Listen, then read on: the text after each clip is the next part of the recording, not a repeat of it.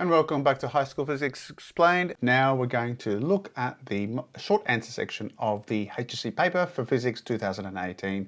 So let's get straight into it. But before I do start, I am recording this on the day of the exam. The marking guidelines haven't been published yet. So although I'll be going through the answers, I cannot give you any advice in terms of how the markings are distributed.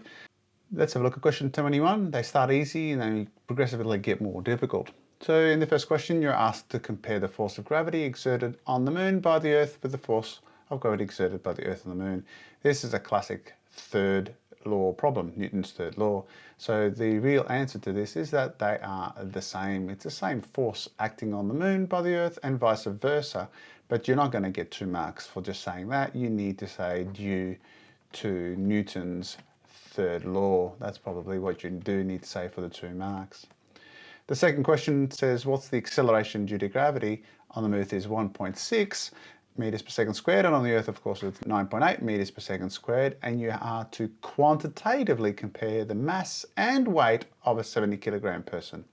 Well, quick way to do it is to say, well, the Earth and the Moon, and let's compare the mass and the weight between those situations. So the table is going to be really helpful.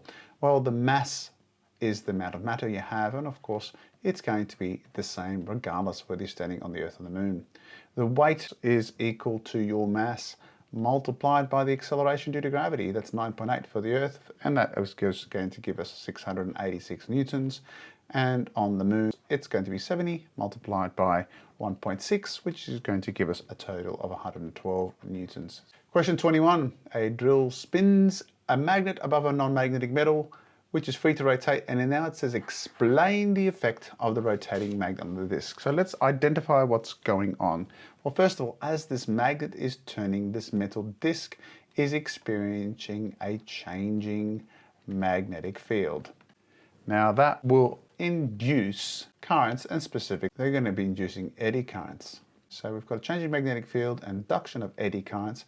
Of course, those eddy currents will always produce a polarity that opposes the change, which means that they will be repelled by the magnet. So what we're getting here, of course, is a force, and that will cause it to spin.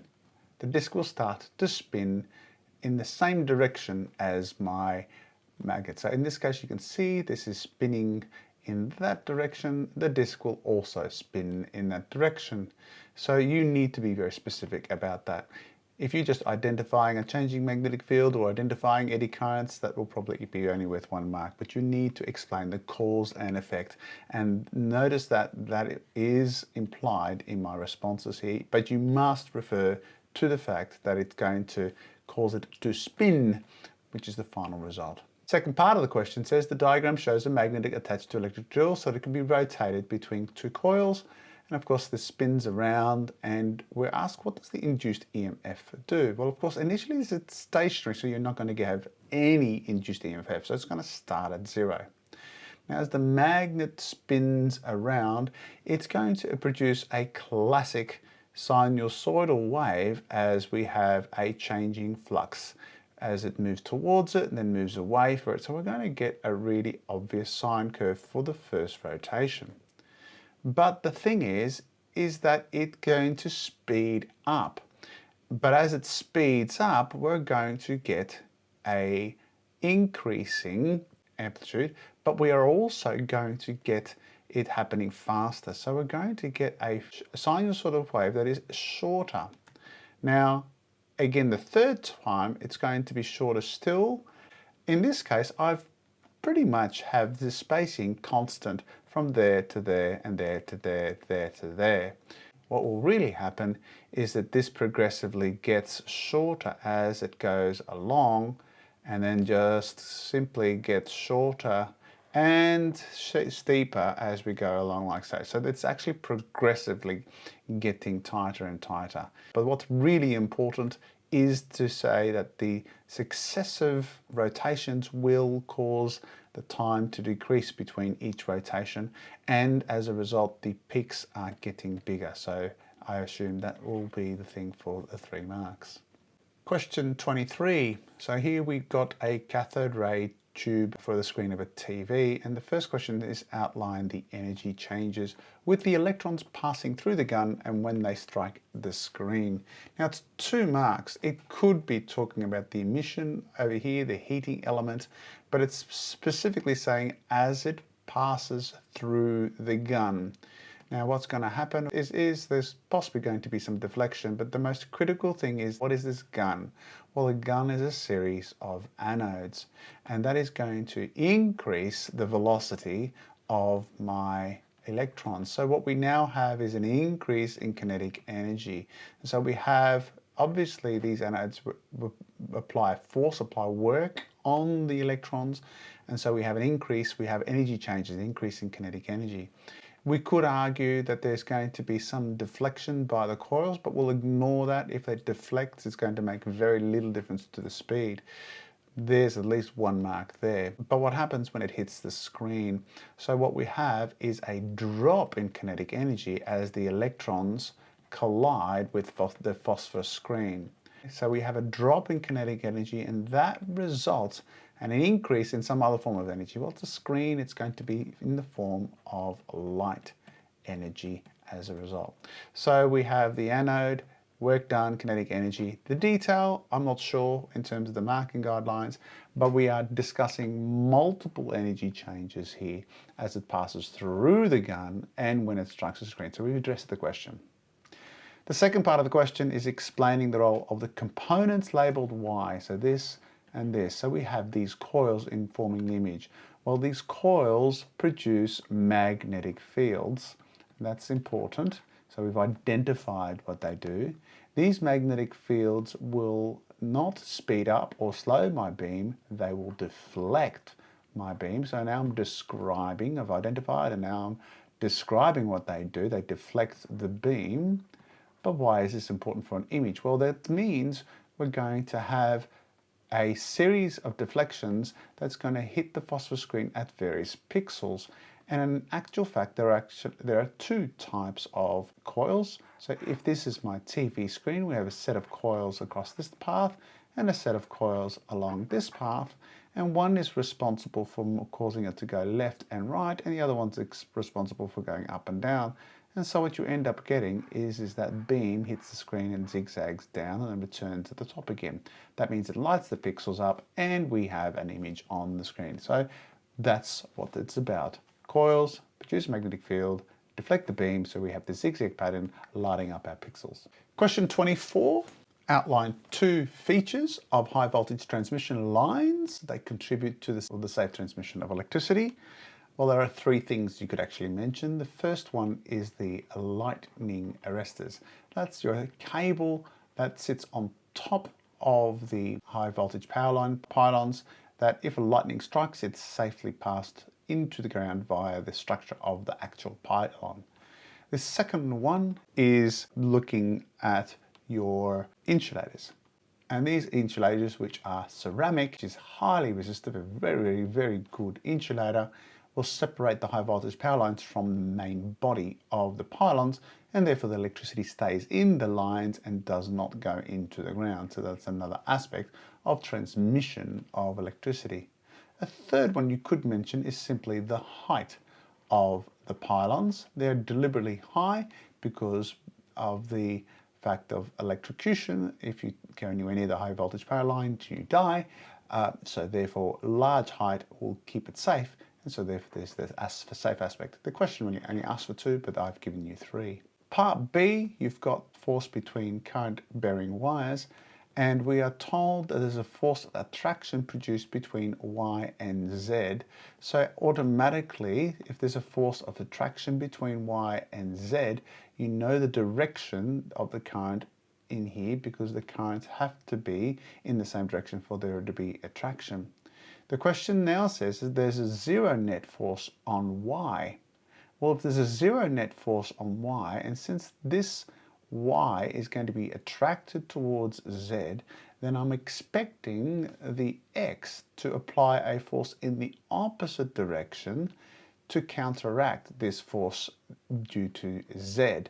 It won't be a repulsive force because that will cause an increase in force on y. So it's going to be, again, an attraction. And since this is going in that direction from left to right, straight away I know x has got to also be from left to right. As a result, I've already established the direction of the current in x. But what about the magnitude? Well, let's break that down. So we know that the force due to x, that's how I'm going to call it, per unit length is equal to k I1 I2 over d. Now, k we're going to leave there for the moment, and the current in this case is going to be y, which is going to be 20, and we need to know x, so we're just going to leave the I there, and the distance of separation here is 0.75. If I have the force due to z, I get k. Now I1 and I2 are now known, so I've got 20 multiplied by 20. Of course, this is the force per unit length that we're interested in here. The distance here is 0.3 meters. And there's my second equation. Those two forces are, of course, equal. So I end up getting k multiplied by 20 by I over 0.75 equals k multiplied by 20 multiplied by 20 again over 0.3. And as a result, I get I is equal to 20 multiplied by 0.75 and then divided by 0.3. I get 50 amps. So the final answer is 50 amps with the current going towards the right. Question 25. State one benefit and one limitation of the use of superconductors in transmission of electricity through power grids. Fairly simple question. We know that superconductors, a benefit is that they have no resistance. That means if they have no resistance, what is the benefit? That means you have no power loss, because ultimately when you have transmission, you know that the power loss is equal to I squared R. But the limitation is that generally superconductors are brittle. For power lines, you want flexible, ductile materials to make your power lines, but they're usually brittle. So as a result, that's a disadvantage. It's hard to form that. Secondly, the issue is simply a cost issue. You need to keep it below its critical temperature. And so if you've got high transmission power lines, even if you were to able to overcome the brittleness, the cost factor probably is so high that it's probably more economical to allow for the power loss of normal electrical cables.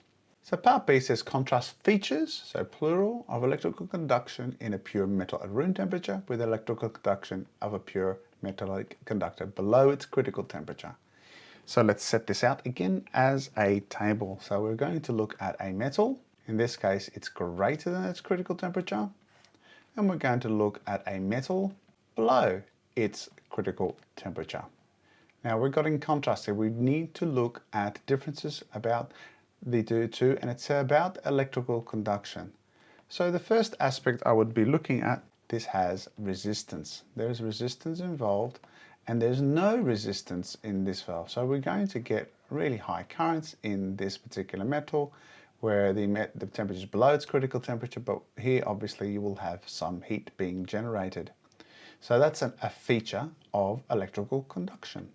What's another feature of electrical conduction? Well, that could be the feature of how it occurs. So generally speaking, we talk about conduction in metals as a sea of electrons. You could talk also about overlapping valence and conduction bands if you would like. The conduction, of course, in a superconductor is by the formation of Cooper pairs. You still have a lattice, both of them have a lattice, but the way that the electrons here interact with the atoms, phonons, and therefore slow them down. Of course, here we have the formation of Cooper pairs, which is part of the BCS theory. Question 26. In this case, we're again looking at comparing. How? Because we're looking at similarities and differences between the effects of electric fields and gravitational fields on matter. And in your answer, refer to the definition of these fields. Well, I'm going to do that definition first. What is an electric field? Well, an electric field is an area or space where charge experiences a force, whereas a gravitational field is an area where mass experiences a force. So a gravitational force, and here we have an electric force.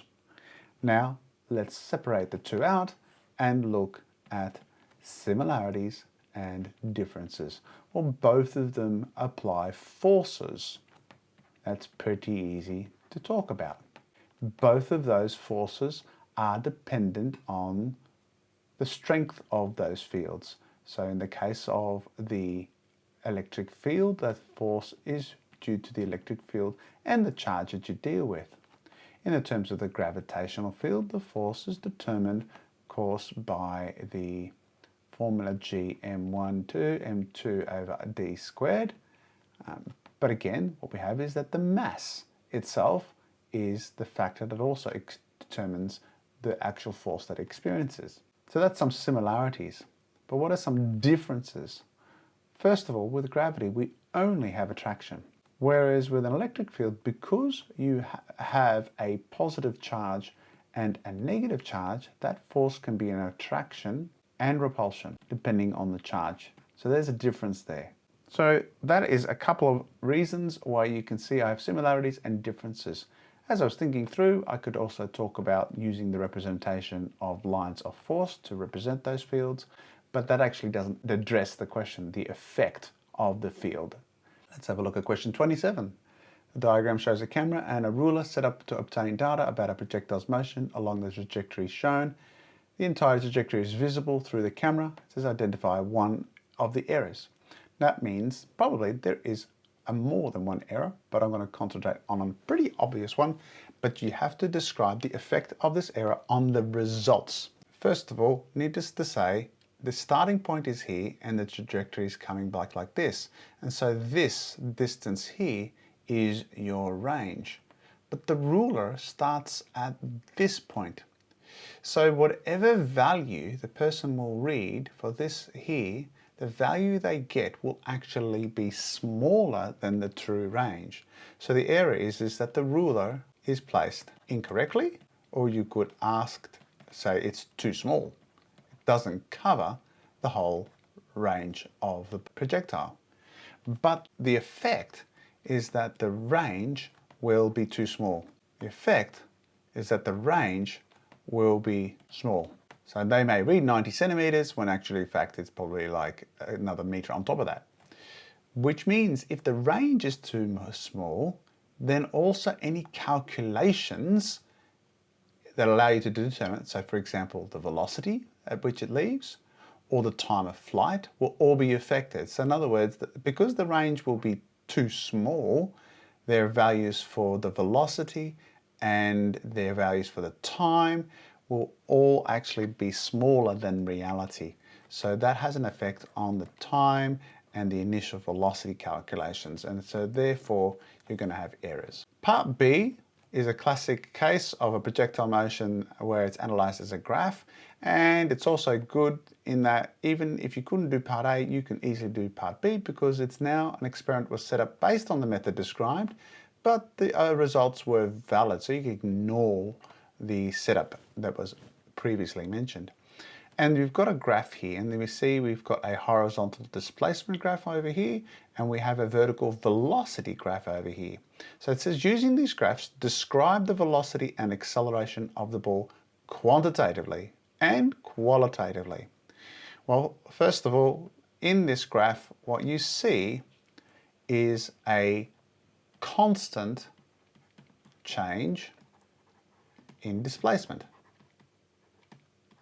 What that means, of course, is we have constant velocity. So I've now described it, but all of this is in the horizontal component. This is only the horizontal velocity, and that's true. That's, of course, consistent with our understanding of projectile motion. Your horizontal velocity has to remain constant. There's no acceleration. But of course, we can actually work out the value for velocity.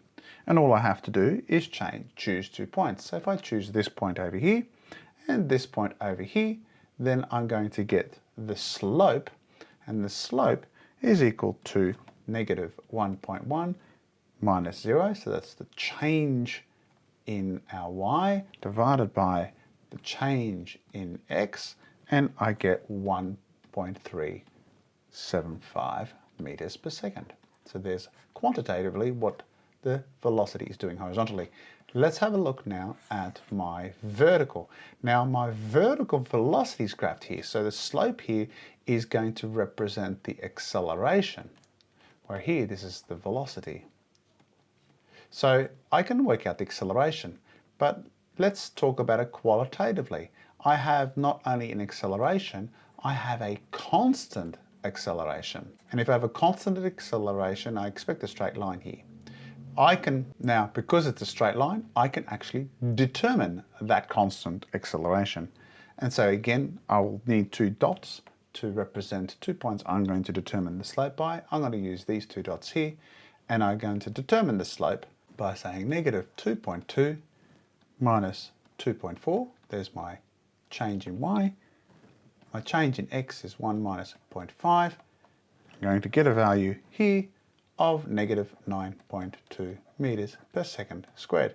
Now, remember, this is an experiment, but this is consistent with what I know to be the acceleration due to gravity. There's some error in there, but of course, based on this experiment, that's a suitable result. Question 28. The radius of the moon is 1740, and the mass of the moon is that. We are then launching a 20 kilogram mass vertically from the moon's surface at a velocity of 1200 meters per second. The first question says, show that the change in potential energy of the mass in moving from the surface to an altitude of 500 kilometers is 1.26 by 10 to the 7 joules. Well, the potential energy, of course, GPE, is equal to negative G m1 m2 over r. Now our initial, so let's make this our initial value, is equal to negative 6.67 by 10 to the power of negative 11 multiplied by the masses of the two objects. In this case, it's 7.35 multiplied by 10 to the power of 22 multiplied by the mass, in this case 20 kilograms, and the radius initially is from the surface, so we've got 1740 kilometers, but that's going to be converted into meters, and so what we get is 1.74 by 10 to the power of 6. Similarly, the final GPE will be equal to G, which is multiplied by our mass of the moon, multiplied by the mass of the object, all over, now what's the new height? The new height is now a little bit higher. We have 500 kilometers higher, and we end up getting 2240 kilometers, or 2.24 by 10 to the power of 6. If you then work out the GPE final and minus the GPE initial and did the two calculations, you'll get a value close to of 1.26 by 10 to the power of 7 joules. That is, you clearly get an increase in gravitational potential energy. The second part says calculate the velocity of the 20 kilogram black mass at an altitude of 500 kilometers. Well, what's happening? Well, the object is increasing in gravitational potential energy, so GPE is getting bigger, which means you're going to get a decrease in kinetic energy. So to solve this problem, it's pretty easy. Question is how much kinetic energy does the object have? And then all you need to do is subtract the gain in potential energy. So if you totally do not get this section, you can still do part B because you're given the answer to the gain in potential energy. So we know that the kinetic energy, our new kinetic energy, is going to be equal to our initial kinetic energy subtract the value we calculated before, which is 1.26 by 10 to the power of 7. Now, what is our initial kinetic energy? Well, it's a half mv squared. It's a half by m, which we know to be 20, multiplied by v, which is 1200, and that, of course, is squared, minus the 1.26 by 10 to the power of 7. That, in essence, will give you an answer of 1.8 by 10 to the power of 6 joules. That gives us the new kinetic energy. It's still moving, so what is its velocity? Well, of course, the new velocity is a half mv, and I'll put a little 2 there, u squared, is equal to this value of 1.8 by 10 to the power of 6.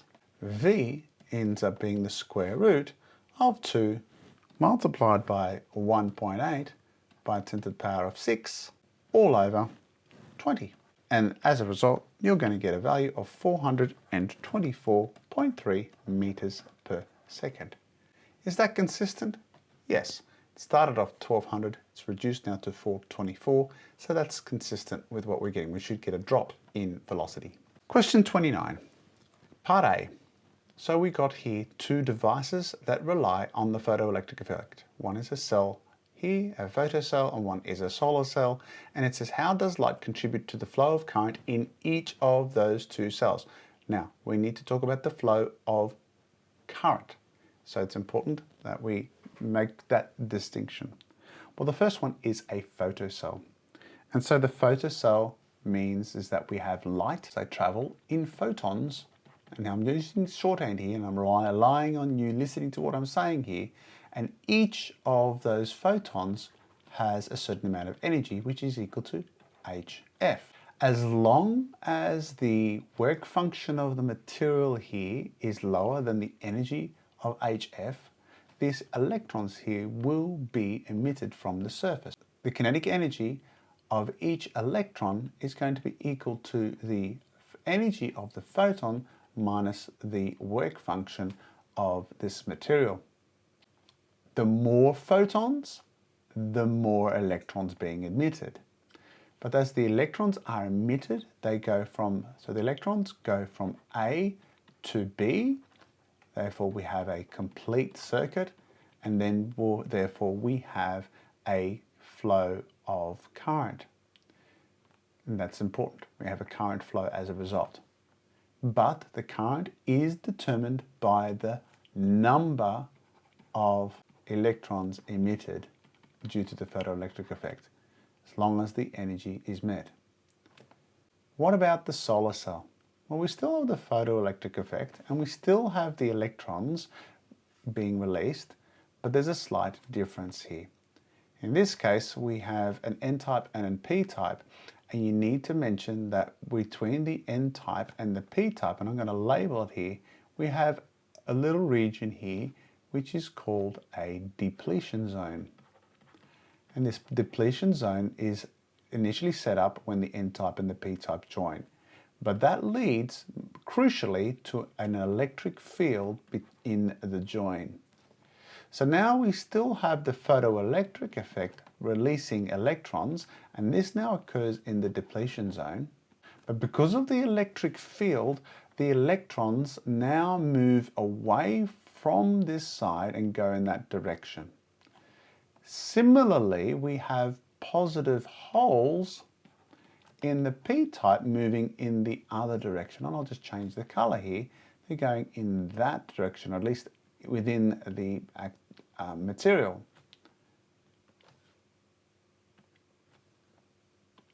The net result is that you now get a current flowing in that direction. Now, the electrons, of course, are going in that direction, but conventional current is going to be in the opposite direction. Similarly here, we have electrons going across here, but the current will be completed by going in that direction in terms of the conventional current. So now we've really differentiated between the two. So let's look at 29b, and it says explain how one advance in scientific understanding and one advance in technology has led to the use of semiconductors. Now you can go a number of ways. The first thing you can discuss is that, okay, we've got the discovery of the electrons, as well as the understanding of the photoelectric effect by Einstein. Both have contributed to the understanding of the solar cell. Now, why is that? Because the solar cell requires the use of semiconductors. So that addresses the one advance in scientific understanding. But can we also talk about our advance in technology has led to the use of semiconductors? Well, you can talk about the initial discussions of the vacuum tube and how they work, and then the development of the solid state version, the transistor. And of course that allows us to miniaturize said transistors and said semiconductors, and that has led to our understanding of computers, or our development of computers. As long as you raise one scientific understanding and led to the use of a semiconductor, or how our improvement in technology has led to the use of semiconductors, then you should be able to get 4 marks. Finally, question 30, a 6-mark question. Now, again, this is a classic question. Well, I will not be able to work out exactly how the marking guidelines will be applied here. But in this question, it says you need to address what happens when the appliances are turned on and how that affects it. But it says explain the effects of this increased demand on components of the system with reference to voltage, current, and energy. I would start this question of first identifying the diagram and all the features here. What we have here is a parallel circuit. So we know that more houses are and we have more current being drawn. We have here a transformer and we have here a transformer, and you know that transformers step up or step down. In this case, this one is a step down transformer and this one is a step up transformer. Now, why is that the case? It's because you want to reduce power loss. So we've got high voltage over here and low current in order that I squared R is kept low. On this side, because of the fact that this is a step down transformer, we've got a lower voltage and a higher current as a result. And here we have also a reasonably high voltage and a reasonably high current happening here before it hits the step up transformer. Now, why is this the case? In all of these cases, we want power to be constant. In other words, we want energy to be constant. Really, it's all about the law of conservation of energy. And that's why if I increase the voltage, I'm going to decrease the current and vice versa, because power in must equal power out. Now, I haven't really addressed the question yet, but it's important that we establish this to actually address the question. So now we get more houses working here, more current being drawn. Since the power remains constant, that means more current is also going to be drawn in this situation, and more current is being drawn out of the generators because power has to remain constant.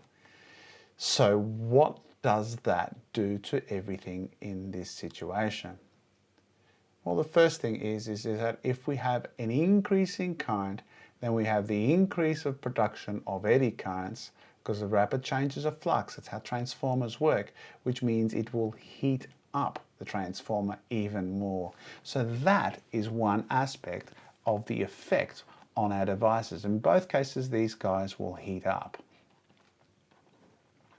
because there are always some power loss. An ideal situation would be nice to say that the powers remain constant, but there is some power loss along the transmission lines, and there's some power loss in the transformers due to the eddy currents built in the iron core. So these are going to heat up, and that could potentially cause these transformers to fail. The electricity lines, of course, also have power loss, will also heat up. And then again, you could have a failure of the lines under a high load. Now, generally speaking, most wires are fairly robust.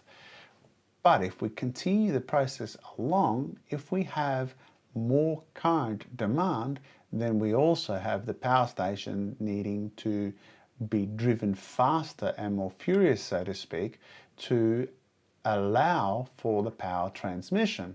So as a result, you're going to get greater fuel being burnt, which means a greater impact in the release of waste. If you're using coal to heat the water to generate the generators, you'll need more coal burning, which means more CO2 being released. The use of houses and electricity and demand has a flow-on effect to all the devices, right to the production of the electrical supply down the other end. I've explained, I've talked about more than one, the effects. I've talked about demand. I've talked about how it affects the components, and I've referred to voltage, current, and energy along the way. So hopefully, if you write that in a nice cohesive paragraph, you should be able to achieve a 6 out of 6. Hope that has helped you understand this exam. My name is Paul from High School Physics Explained. Bye for now.